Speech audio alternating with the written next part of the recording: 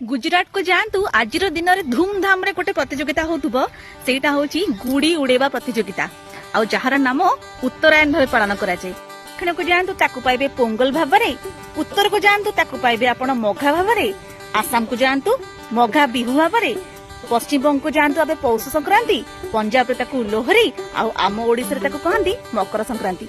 हेले ए फेस्टिवल एते जरूरी काहेकि ही पड़ची? केउटी मकर चाउल दे पूजा करा होची, केउटी बळद को पूजा करा होची, केउटी अग्नि संजोग करी पूजा करा होची। काहेकि ना आज ठारू दिन बड़ होई थाए। 6 मास काल महाप्रभु सूर्य नारायण उत्तरायण गति होई थाए। तामाने दक्षिण रु उत्तर आड़ को गति करछन्ती। आपण मानक प्रश्न आसीबो सूर्य तो स्थिर गति केमति कले? संक्रांति वीडियो गोटे करथिली ताकू टिके देखि नेबे। आ से प्रश्नटा मते पचारिबे नै। सेकेंडली आज जो कहंती एई जो 6 मास रे जो माने मरण होंदी, जो मानकर मृत्युवरण करंती, से माने को वैकुंठ प्राप्ति हुए। सेति पे पितामह भीष्म सरसज्जा कष्ट पाई पाई अपेक्षा करथिले को दिन मकर संक्रांति हबो, सूर्यंकर उत्तरायण गति हबो आ सेई दिन से देह त्याग करिवे। आज दिन रे पितामह भीष्म निजर देह त्याग करथिले।